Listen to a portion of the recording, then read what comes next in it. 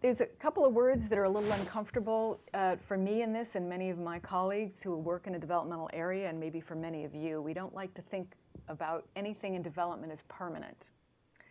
But that word aside, it's a model, a way to think about the fetus adjusting to these exposures that has implications for future health. Here, he is very much focusing, as you can see, on organs largely associated with metabolic functioning, cardiac functioning. Sorry about that.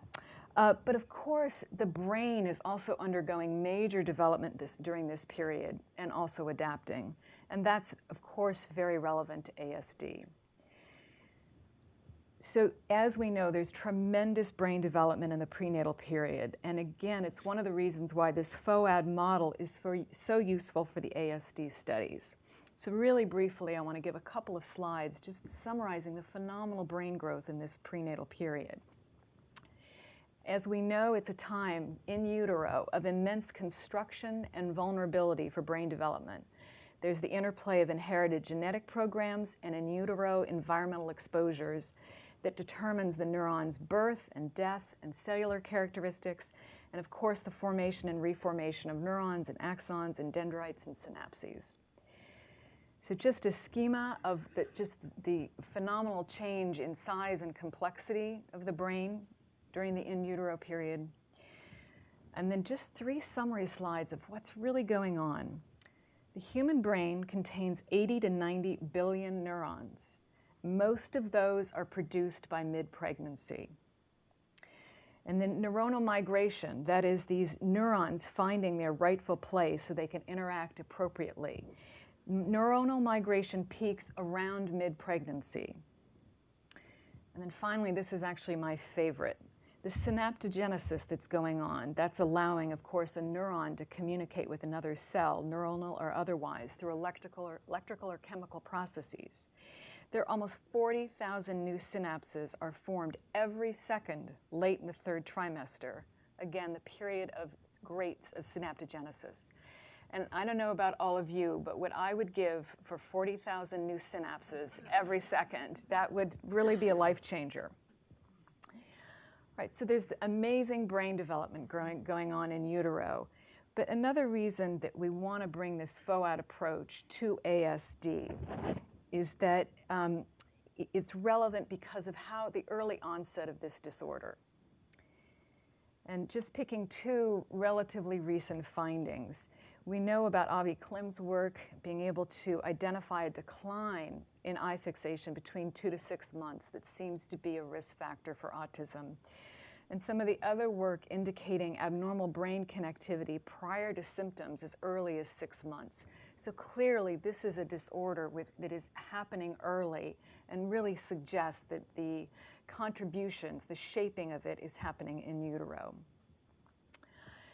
Also, prenatal morbidities are a significant risk for autism and therefore make FOHD, we should be looking at prenatally and make FOHD relevant for ASD. So specific prenatal morbidities, they're thought of as proxy variables for a compromised in utero experience, and they themselves are associated with risk for ASD, such as abnormal presentation, umbilical cord blood complications, fetal distress, birth injury or trauma, multiple birth, low birth weight, small for gestational age, congenital malformation, and also a deviance in the growth, the fetal growth at either extreme. Too much and too fast or too little also are associated with risk for autism. And then there are maternal morbidities during pregnancy that are a risk for autism. Obesity and gestational diabetes, preeclampsia, and the particularly infection illness and immune activation, which is probably underlying a lot of those different morbidities. These are all happening, can be happening in pregnancy. They are a risk in themselves for autism, and again, supporting this idea, we need to bring the FOHD model into the work with autism. And then finally, there are various maternal experiences, which again are exposures for the fetus, which are risk factors for autism. And I'm going to be focusing on 2, and as you've already heard, they're relevant for the work that we do in my lab. So one of them is maternal stress, has been linked to a risk for autism, and the other is SSRI, serotonin reuptake inhibitor, the psychiatric medication. Taking it during pregnancy is a risk for autism. So we put these together, all these different factors happening in pregnancy, the underscoring of how much brain development is going on in pregnancy, and we can really, I think, see why a FOHD model is so important to bring into, again, the world of autism research. What's the common ground here? What is going on? I would argue that why these factors are all risks for developing autism is because the fetal brain is being affected by each of them. So if the fetal brain is being affected, its development is being affected, and we want to see that, and we want to see it in order to understand the roots of autism, what we need to be able to do is see if we can assess fetal development. So that brings us to the question of how do we ask the fetus questions? That's a little bit of a challenge, but we can do fetal neurobehavioral assessment. And before I start showing you some of the probes that we do to ask the fetus questions, I wanted to show you an ultrasound tape of a 3rd trimester fetus and have you, oops, I beg your pardon. What happened to my film? Did you all see it there? I saw it there. Yeah. Oh, there it is. I beg your pardon. All right, let's try this again. No. When I press it here. A little higher on it. Yeah. Higher, yeah. That's a challenge to my glasses. Okay. It's the fetal heart rate, very fast, 120 to 160 beats a minute. And you can see the body here. This is the head. It's a cross section of the arm. And the ultrasound is right on the heart. You're going to see one in a minute without, now you're going to see a little bit better of this baby. Another baby, actually. Here you go. This is the mouth. You can still see the heart beating. This is the head. So it's a parallel view. You can a little bit see the nose right there for a minute and still see the heart beating. These are the legs. There's a good image of the heart. There's a cross-section of the arm, and you just saw another, there you, good image of the brain and the heart moving. So those are it's one image of our research subject. I'm gonna give you another picture of a research subject in a minute. But that is our subject, and now I want to discuss how do we ask the fetus questions, and I'm going to give you an example of 2 indices we use for the assessment of fetal behavior and development. We can look at heart rate and heart rate reactivity, which can tell us about the development of the autonomic nervous system.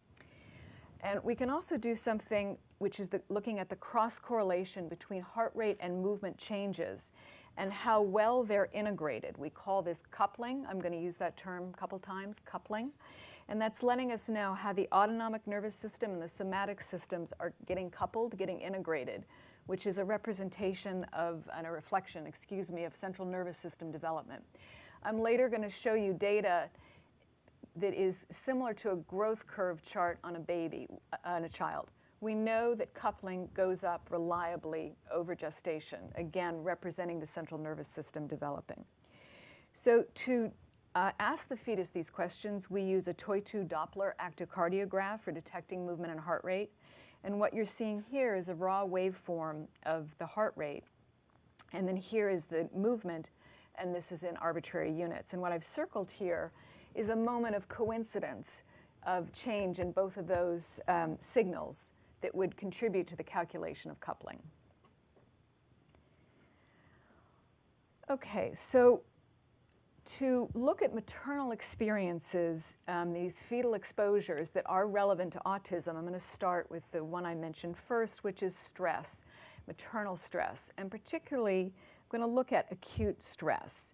Because if stress is affecting fetal development in ways that has implications for autism risk, we should be able to see the communication of maternal stress to the fetus as an acute transmission.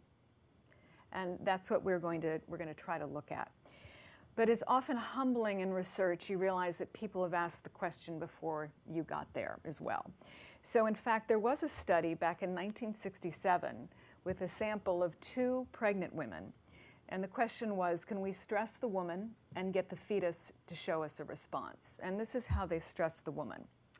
They told her she was breathing a gas which contained only half the amount of oxygen necessary to support fetal life, but that her normal body mechanisms would probably compensate for the altered environmental condition. So, yeah, exactly. All right, so we do not do that. Am I still loud enough for you all? You doing okay? Okay, because I know I move around a lot. So needless to say, this is not how we stress our women, but it was very effective. So this is showing you, and they call it a psychic stimulation. So this is showing you the fetal heart rate is on the bottom here, and here's the maternal heart rate. And you can see that they are both going up together as the introduction of this very threatening statement to this unfortunate pregnant woman. So we do elicit stress in the lab, but we do it in a kinder and gentler way. We give a challenge, a Stroop color word matching task, which if many of you remember your Psych 101. It's a standard cognitive challenge. I'll give you a little bit more about it. We give them a breathing task, which we call RESPAR, so they have to pace their breathing. Each of them is 5 minutes interspersed with a rest period. So for Stroop, you need to, the correct answer is the color of the word, not the word itself. And it goes very fast, and you're told when you're getting it wrong, and it's frustrating. This is our breathing task where we force them to, we don't force them, we ask them, and they are rather compliant to breathe at the rate of this bar. And we also then, that's a pretty typical breathing rate. And then we ask them to breathe at this rate as well, which is quite fast. And if anyone is taking yoga and is used to being told how to breathe, that in and of itself can be rather frustrating, particularly for control-oriented people like us New Yorkers. And when you're pregnant, as you may know yourself or from people in your life, particularly in third trimester, which is going to be the major participants in our research, or in the third trimester, your breathing is already going very fast. So it's quite frustrating to be told how to breathe. So this is another view of our research subjects, and yet another. So I'm first going to show you what happens to women's cardiorespiratory activity when we give them these tasks. And what you're seeing is diastolic blood pressure, heart rate, and systolic blood pressure, and then respiration rate. And so what I've circled here is the significant changes in systolic blood pressure and respiration that are happening in that Stroop period. Now, interestingly, we don't get any significant changes in the breathing task, this RESPAR task, the fourth one here. We are eliciting very big changes in their breathing, but from fast to slow in these pregnant women, and that probably equalizes it out the way that we've analyzed it here. But really the take-home message from this slide is that women are reacting to the Stroop, and they're not really reacting, certainly not in other indices besides respiration, to the RESPAR task, the breathing task. So what does the fetus do when we've gotten the mother jazzed up this way through our paradigm? Well, interestingly, and this is work by Hannah Gustafson, who's a postdoc in my lab, the fetus is not showing a heart rate change to the Stroop task, but by the time we get out to this paced breathing, the fetus has a significant heart rate change. So what we're interpreting from this is that there's the fetal heart rate response is not merely in line with the maternal stress-induced biological reactivity, but we do see the fetal heart rate response to a sequence of maternal challenges indicates the maternal experience is getting in. It is affecting the fetus. So now I want to move on to look at, chronic distress. And I'm using the word distress purposefully as an umbrella term for depression, anxiety, and stress, which tend to be highly correlated. And the data indicating that stress is associated with risk for autism comes in large part from the ice storm studies up in Canada. So that was a more chronic experience than just an acute 5 minutes in the lab. So can we see chronic stress being associated with any differences in the fetus? So I'm going to walk you through this very complicated slide, but on the bottom you should now be familiar with our paradigm of having two challenge, the Stroop and the paced breathing, and this is fetal heart rate, actual fetal heart rate here. And if you look at the green line first, you're seeing a replication of what I already showed you. So these are fetuses of women who are healthy controls. They've been screened. They do not have a psychiatric illness, the mothers, that is. Fetuses show no reactivity to Stroop, but by that paced breathing, they do. What I would like you to focus on is the reaction to Stroop. These are fetuses of women in the red who have comorbid depression and anxiety by a psychiatric interview, and they also have, or they just have, their mothers have a major depression. They are showing a statistically significant heart rate change to the stressor task that the mother is going through. Now, very importantly, by group, the mothers are not showing any differences in their cardiorespiratory reactivity. So what it would be like is that if someone ran in the room right now, some of us would jump, and some of us would be much slower to respond. So the comparable stimuli is coming into the fetus, but their fetuses are differentiating themselves based on the chronic exposure that we think they've had from their mother's distress, identified in the psychiatric illness. So this slide is really a summary of what I've said, and we think that this acute stress activation during the Stroop task, like the door, is a stimulus for some fetus and not for others. And it's by the third trimester, the fetuses of psychiatrically ill women, those chronically distressed, are more reactive. And to use Barker's words from one of my first slides, perhaps these fetuses have adapted. They've been programmed by third trimester by this altered environment associated with their mother's psychiatric illness, so they respond differently to comparable maternal physiologic activation. So I want to move on and look at chronic distress in relation to fetal development over gestation. That was just a one-time point in third trimester. And to do that, I'm going to call on Janet DiPietro's work, and this is where I'm going to show you those what look like growth curve charts of what fetuses do over gestation in a very reliable way. So these are data from 2 samples of feti, one in Baltimore, Maryland, and one in Lima, Peru, and what their behaviors are in heart rate and coupling over gestation. So you can see over gestation, on average, the heart rate is going down in these 2 groups of feti, and that heart rate movement coupling is going up. But I'm sure you're also noting some differences in magnitude and also some differences in the shape, the trajectory of those changes over gestation. So what we can take from this is that there's consistency in developmental patterns, again, like a growth curve chart for a child getting taller each year. But there are also geographic differences, and the fact that there are geographic differences lets us have the idea that perhaps there are maternal experience differences as well that may be associated with fetuses having differences in their development over gestation. So we took on this question and based this work over the course of pregnancy on ambulatory assessment of mood. So over 24 hours, women were using these Palm Pilots to mark off their moods. And in hindsight, I kind of think it was torture. They had to answer every half hour. I think it was 17 questions of how much you're feeling happy, sad, joyful, angry. It was, I would never now do this to anybody. It's really tedious, but we got a lot of great data. And we also were collecting cortisol on a diurnal, getting a diurnal slope of cortisol over actually 48 hours. So what did we find? We found greater distress early in pregnancy was associated with a lower heart rate over gestation, and this was especially true in males. And this is work that Colleen Doyle, who is in my lab and is now at University of Minnesota, took the lead on. And we also found that greater cortisol early in pregnancy was associated with a flatter slope and a higher level of coupling over gestation. So you can see the slope is flatter, but they are starting at an earlier point of being higher up in that coupling index. So we're seeing maternal chronic distress in fetal development is associated with lower heart rate. That's the expected trajectory of development sooner. They're getting there sooner. And we also are seeing, associated with maternal distress, that over gestation, this fetal development has an increase in coupling with an indication of starting higher. So the expected trajectory of developing sooner. So they're at a higher level of their coupling sooner, and their slope is flat because they've already gotten there.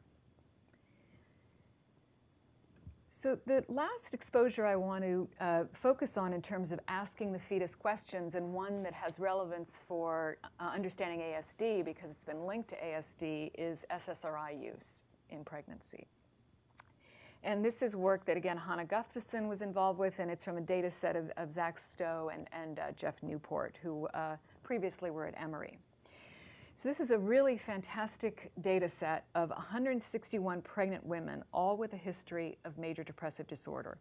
And that is key, because so many, as you probably know, so many of the studies that are looking at effects of SSRI use in pregnancy on child outcome across many areas, but certainly across looking at autism as an outcome, have a confound of indication. So the women who are taking the SSRI are often much more sick, and they're being compared to women who don't share a psychiatric history, who are, if you will, squeaky clean controls. So in that circumstance, you really can't tease apart whether it's the severity of the illness or the history of having the illness from the actual medication. And here we have a very homogeneous sample, all of whom share this history of major depressive disorder. And we're going to do our usual paradigm of asking our fetuses questions, but a shorter version of a baseline Stroop and then the recovery. And I should say that the depression was very well controlled in this group. 70% of the women were taking psychiatric medication, and of those, 55% were on an SSRI. And we grouped the medications into no medication, SSRI only, SSRI and other only. So I first want to show you, what did the fetuses do over gestation? And here you're looking at, it is true there's data on our paradigm, but for just a minute to concentrate on, this is 24 weeks, these fetuses. This is their average heart rate, and then by the third trimester at 36 weeks, their average heart rate. So what we're seeing is across all these subjects, the fetuses are doing what's expected. They are decreasing their heart rate over gestation. And we also saw that across all fetuses, there were almost no effects of medication. The one result we had was that SSRI use was associated with overall more fetal movement. Now, in terms of what did these fetuses do in relation to eliciting that acute stress from their mothers? Well, at 24 weeks, maternal distress was associated with an increase in fetal heart rate during Stroop, just as we'd seen before in data from my lab, 36 to 38 weeks. Now, interestingly, no result at the 30-week time point, but when you go out to 36 weeks, distress was associated with a decrease in fetal heart rate during the Stroop task. And we often think of a decrease in heart rate as an orienting response. When we recognize something, we're turning our attention, we decrease our heart rate. And we wanted to probe this a bit more, so we pulled out the 98 of the 161 fetuses who had data at both time points. 46% of those showed this fetal heart rate increase during the first Stroop exposure during the first session. And of those, 67% had a decrease in heart rate at the third testing session. And I'll come back to that point. So looking at fetal behavior in the context of controlled depression and medication, we see that the SSRI use was associated with more motor movement, really no findings for other medications, and modest findings for maternal distress in a sample with very low distress or depression. So we saw fetal heart rate reactivity changes from an increase at time 1 to a decrease at time 3. And we think this may be possibly consistent with the idea of priming. And priming is a form of an implicit memory in which exposure to a stimulus at one time influences the response to the other. So that's a hypothesis we're making on our own results and something, and it's an interpretation and now a hypothesis we want to further test. So I asked early on, can we assess fetal development, and in a way that's going to bring FOHD into ASD, to use these acronyms, that can help us understand ASD. We can ask the fetus questions. We can ask about fetal neurobehavioral development, and I believe that these results are relevant to our pursuing understanding of ASD. And the results are relevant in particular because the maternal experiences that I've been describing as related to these fetal behaviors are implicated in ASD risk. And as I said, they're also associated with characteristics of fetal development. So we saw maternal acute stress being transmitted to the fetus, and we saw maternal chronic distress and cortisol, of course, which is an indicator of a stress activity, being associated with greater heart rate change during maternal challenge, a change in heart rate during maternal challenge possibly priming by an earlier exposure to the same challenge, and lower heart rate and higher coupling level over gestation. And then we saw maternal SSRI use was associated with more overall movement. So we really can ask the fetus questions. But one of the main questions about asking the fetus questions is, does the fetus tell us about the child? So here I want to use, again, this idea of multi-level analysis, looking at trying to make the connection between how the fetus is and how they are as a child in two different ways, looking at infants and looking at infant brain. So first, this is work from my very close, oh my goodness, I cut off her name, that's terrible, sorry, close colleague, and Elizabeth Warner. We've been working together for a long time. And what she was asking in this study is of these fetuses who showed a significant heart rate response during mother's stress versus the fetuses who did not have a response, no action, didn't show that they cared at all, what are they like as 4-month-old infants responding to novelty? And this is a very standard paradigm to do with 4-month-old infants. And perhaps, I guess you can read in the yellow there, that fetuses who were reactive went on to be much more during mother's exposure to stress in that Stroop task, went on to be much more reactive, particularly motorically, as 4-month-old infants. And I'm going to show you 4 clips, and I hope you will all score well and agree with, you haven't learned the scoring pattern, but let's see what you think.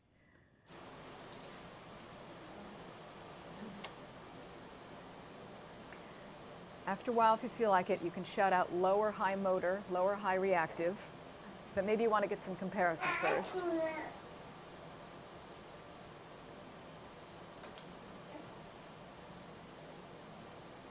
I'll give you some comparison.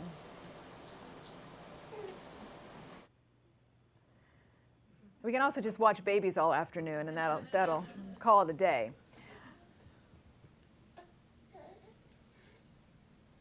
So try to think about what you think they were like as fetuses.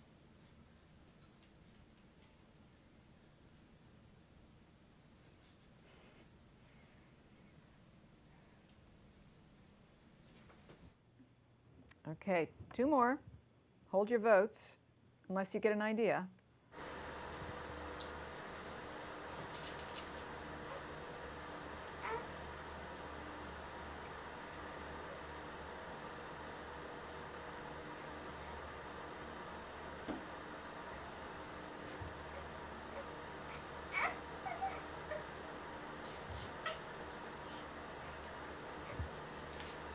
Okay, and our final one.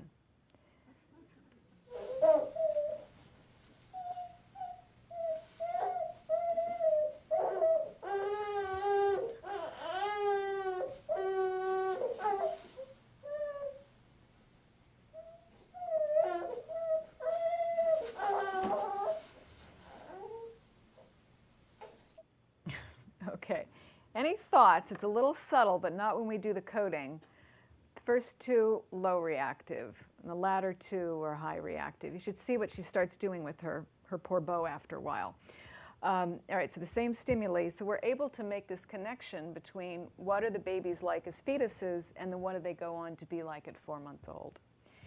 So the fetuses, as indicated, that with a heart rate increase to acute maternal stress, they're more likely to be behaviorally reactive to novel stimuli at 4 months.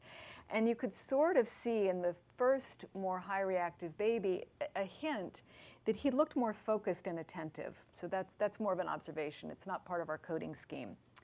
All right, I want to move on to our work using functional magnetic resonance imaging, and this is part of a project headed by Jay Gingrich, and John Posner and Chai-Kuk Cha took the lead on this. And here we're going to be looking at maternal depression and the infant's amygdala prefrontal circuit.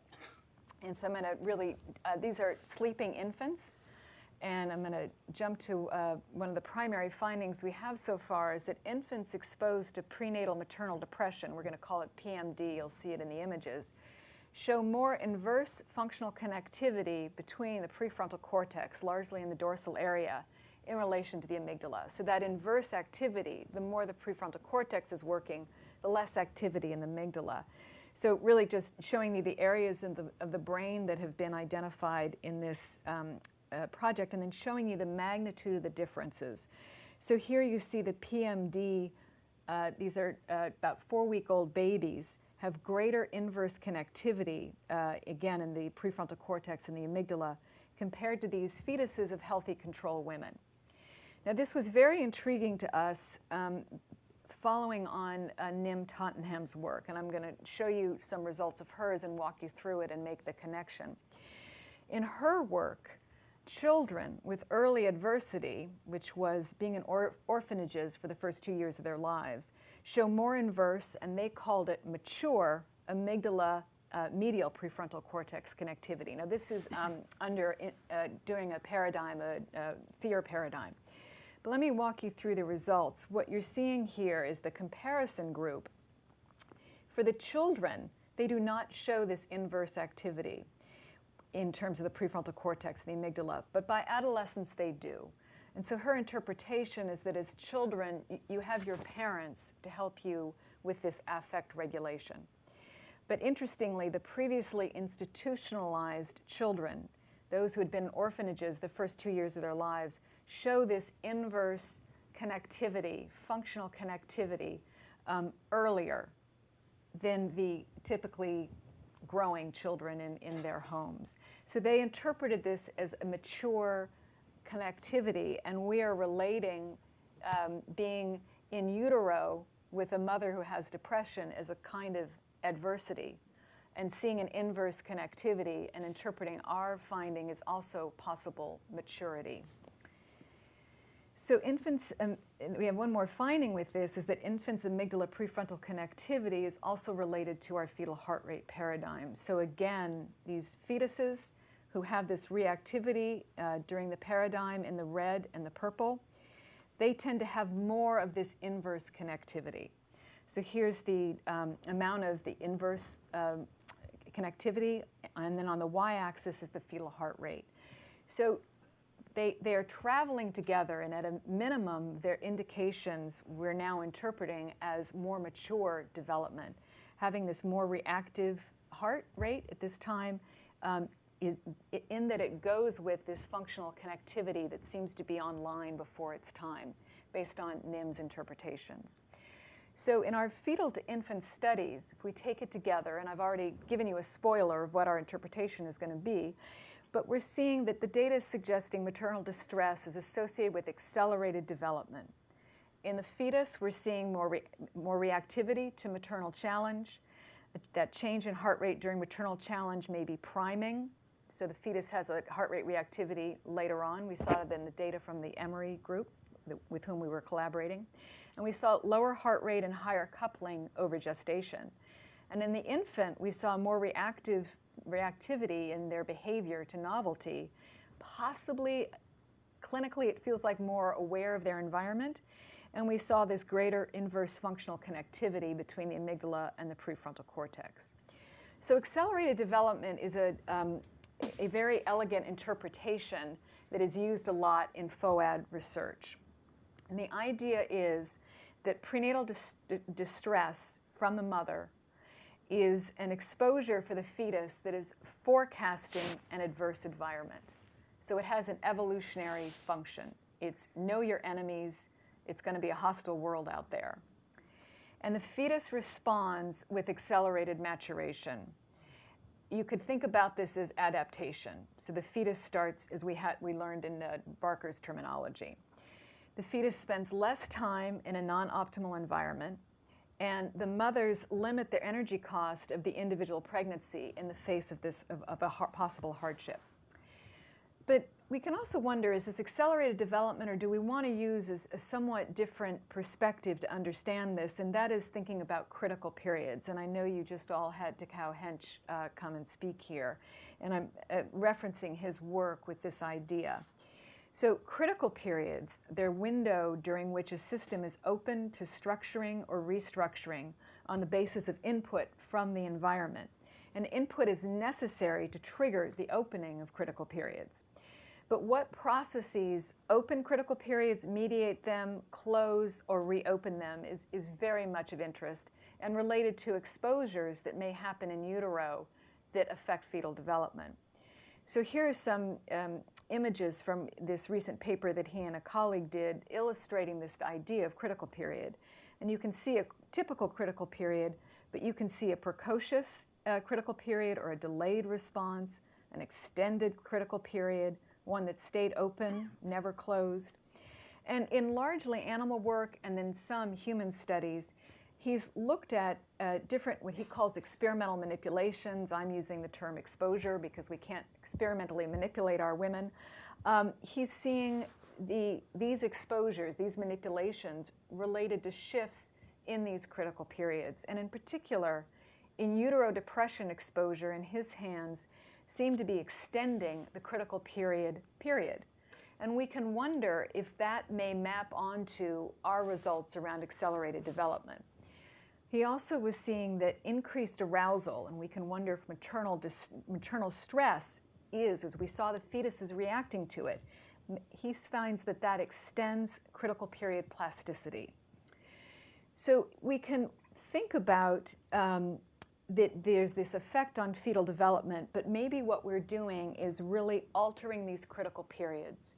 And in altering critical periods by these exposures in utero, we're altering what inputs get in and for how long they have an influence and to what extent the fetus adapts to them. So this seems to me a very good frame for beginning to think about what's going on in the prenatal period, bringing FOHD to ASD and thinking about these exposures and then having the tools to track how this might relate to risk for autism. So really I've gone through so far, and I just have a little bit more to go, talking about transmission from mother to fetus. But I've touched on these different prenatal experiences to make the point that FOHD is relevant to ASD. And I really focused, of course, on these maternal experiences, the fetal exposures.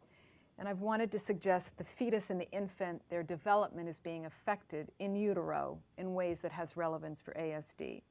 And then, again, that maybe what's really happening is these critical periods are being affected. And we can look at that by the fetal tools that I've described and by infant assessment. And we can study these processes and see how they're relevant to the risk for autism.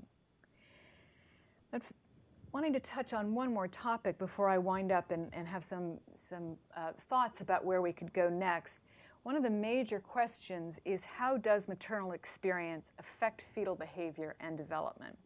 And again, taking a multi-level approach, having an idea and then showing you some data. Sensory processing and genetics are two pathways. And to do this, I'm going to first go back to an interesting article. I don't know if any of you saw this in the Times last summer. It was a very interesting piece, right? So for those of you who didn't, there were two pairs of identical twins who were raised as two pairs of fraternal twins. And then they actually found each other. It's a remarkable story. But I have to say, personally, what was remarkable to me is what the journalist highlighted. And she said that even the identical twins are already different products of their environment being whatever intrauterine conditions rendered them separate in the first place. And she's right on target. Even identical twins come out weighing different weights. Something is different in the environment for them. But she went a step further, and she said these environments are different, for example, perhaps because one twin is further from the sound of the mother's heart, its reassuring steady beat, sending that child on a slightly different life course. So that gets us to think about a stimulating environment and how women's lives, of course, their individual differences and what that means for fetal development, and perhaps that a stressful life that a woman is having is getting to the fetus. I've already showed you some evidence for that. And we particularly saw it in the acute stress transmission to the fetus. So through all the body changes and physiologic changes, the heart rate, the blood pressure changes that are stimuli for the fetus, their sound for the fetus, their vestibular changes, they're arousing for the fetus. They can amount to different stimulating environments from one woman versus another. They're going to be part of contributing to that fetus's environment and how that fetus adapts to the environment and what that means for their development. Another path for communication of maternal experience to the fetus is what we might call a direct transmission. And here you have the psychological experience of distress, which is, of course, a biological experience as well. And I'm just picking here 3 of the primary potential pathways by which maternal experience may get to the fetus. And I'm really just going to touch for now on cortisol. And the thinking is that the elevations in cortisol, for example, in association with feeling very stressed, is going to mean an altered environment for the fetus in ways that could affect central nervous system development and ultimately the child's trajectory. So very briefly, the HPA-Axis in pregnancy. As I've already indicated, and many of you already know, it's a major effector of the stress response system, and there's some data that's elevated during depression. And prenatal cortisol, I'm just picking a few of the results. It's associated with hyperactivity in the amygdala, so you can store that in the back of your mind in relation to our prefrontal cortex amygdala findings. And it's also associated, for example, with variation in neuronal migration. The pregnancy is a hypercortisolemic state, and I'm going to show you a very complicated image, but we're going to break it down. And in particular, what I want to focus on in this image is an enzyme called 11-beta-HSD2 that is very strongly expressed in the placenta, and it inactivates cortisol to cortisone. So what the image you're seeing here is the typical HPA-axis that we all have, with its very well-functioning negative feedback loop. And then, of course, the fetus is developing its own HPA-axis. But here what you have is in the placenta, this enzyme, which again is inactivating cortisol once it crosses the placenta to be in the fetal compartment. And one thing that's different about how the placenta functions as an endocrine organ is that it is responsive to cortisol in a positive way. So it pumps out more CRH in response to cortisol. So through maternal distress, you can have some significant positive feedback loops just looking with the mother and the placenta to have a very elevated state of cortisol secretion. And so what I've given you right now suggests that we need to, it's going to be complicated to think about how is cortisol getting to the fetus and then potentially having effects on the fetal brain. And I'm going to show you data looking at the association between cortisol in maternal plasma and cortisol in amniotic fluid that suggests just how complicated it can be. These are results from Vivek Glover. And what you're seeing here in the box I've just highlighted is for women who are low anxious. There's no correlation, a 0.05 correlation between cortisol in the amniotic fluid and cortisol in her plasma. But if you travel down these panels to a woman who's high anxious, there's a very strong correlation, suggesting that something about being anxious, being self-identified as high anxious, that goes in that distress category, is having an effect on the placenta so that the 11-beta-HSD2 is not functioning as well in the fetus. There's more cortisol in the amniotic fluid and the fetus is getting exposed to more of it. So this really brings us to question gene expression in the placenta. So very briefly, when we're talking about gene expression, we're talking about changes in gene activity that don't affect the basic structure. And we're going to be, particularly in the data I'm going to show you, be looking at DNA methylation. And so DNA methylation, of course, is turning on or off the expression of the gene. And we're going to particularly be looking at methyl marks. So this is results that actually were just published last week with my colleagues Francis Champagne and Ben Tycho.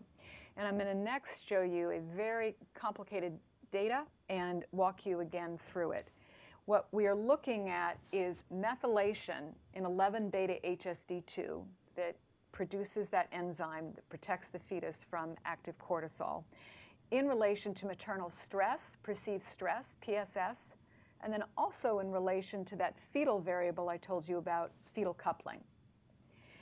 So what you have here on the left is PSS, the perceived stress in the woman on the y-axis, and methylation down here. And what you can see is that the lower the stress, that was associated with lower methylation. So that would mean that the fetus is being better protected from that. There's the expression of that gene, and the enzyme is working, protecting the fetus from more cortisol. And you see indication, and statistically true, that the higher the stress, the higher the methylation. So that gene is getting inactivated. We'll go over here, and we're going to be looking at that gene, methylation of that gene in relation to fetal coupling. And what you see here is if we have low methylation, again, that gene is functioning well to make cortisol inactive, is the thinking. We don't have proof of that piece of it. But less methylation of that gene, so the gene is getting to function, we have a higher level of coupling. And remember, we expect coupling to increase over pregnancy. And then you can see when we have high methylation, that gene is not being allowed to do its job, we have lower coupling. And just as one note here, we have the two red triangles are fetuses of donor eggs, pregnancies. So we're very interested in moving in that direction where we can begin to tease apart some shared genes and really isolate the in utero environment in relation to maternal experience. So this worked out as a mediation model for us statistically. So we can go from the level of perceived stress in the second trimester to having more methylation of that gene, so that gene is not able to do its job and be expressed so the enzyme can protect the fetus from cortisol, and that's associated with lower levels of fetal coupling. So here I've wanted to show you some data for how it might be that maternal experience is transmitted to the fetus and affects fetal development. And I want to really wind up the talk now of asking in just a few slides, what can we do now? And that really is, what are our next steps potentially to expand prenatal studies focused on autism spectrum disorder research? And I'm going to describe a couple of projects that are emerging and I think very promising. One of them is looking for prenatal risk markers for ASD using two different samples at risk. And one of them is, and I should say with colleagues Bill Pfeiffer and Michael Myers, and this is Jeremy, whom I already mentioned. One is to look at babies who are born preterm because they are both at risk for autism, and looking at a particular activity, electrocortical activity, and seeing if we can tease apart better what is going on that puts these babies at risk. And the other is to look at blood serotonin levels and really look at both fetal, newborn, and infant brain and behavior. And as you all probably know, elevated blood serotonin levels is one of the most heritable biomarkers associated with ASD. So this is a collaboration going on with many different groups at Columbia, including this CTNI initiative in color here. I think we also really could be leveraging the OB tools, meaning obstetricians, and we could be collaborating with them and we can be doing some interdisciplinary work. They are already studying samples at risk for ASD. As I already indicated, women with preeclampsia or fetal growth, they have fetal growth restriction, and they're using their assessment paradigms to predict compromised neurodevelopmental outcomes, such as mid-cerebral artery blood flow. And here's just a cutout of an article representing that kind of work. So we can really partner with them to have different disciplines working in this area. And then we can use existing prenatal data sets. I was speaking earlier with Julie about this. There's a request for applications from the NIH called ECHO, Environmental Influences on Child Health Outcomes, wanting that nationwide many cohorts will be brought together. That's one of the strengths, but in work with which I'm involved, many people are involved, it's wanting to build on the fetal growth study. These were nearly 3,000 women nationally represented by race and ethnicity who had serial 2D and 3D ultrasounds. You can look at cerebral volume, head circumference, and now the children are 4 years plus. And just being very conservative, 34 of them will have really frank ASD, autism, I should say AD. And of course, that's a very small number, but there's phenomenal prenatal data to start generating some hypotheses. And then finally, in conjunction with Don Pfaff and Daniel Keenan, and Donald, I think, is very known to this group, we have more precise ways of acquiring maternal heart rate and fetal heart rate actually using EKG methodology. And with that, we can be looking at the fetal heart rate with much more precision and the maternal heart rate. And Dan is very interested in modeling that using mutual information modeling between these two systems. And here's just a representation, which I'm not going to go into, but really the promissory note is, can we look at maternal-fetal communication in utero? Can we really develop a tool for doing that? So what I've wanted to suggest today is that FOHD is really relevant to ASD, and we can be putting, if you will, adding this fetal assessment approach that is informed by FOHD into this wonderful multi-level model that of course, Jeremy put together. So we can really augment this multi-level analysis of ASD and ultimately to improve health outcomes via earlier detection, targeted intervention, better knowledge of the complex etiology. And we really have the tools to start studying early development in multiple ways. So with that, I'm going to stop and thank funders and thank all of you and collaborators, and really welcome any questions and the discussion. Thank you.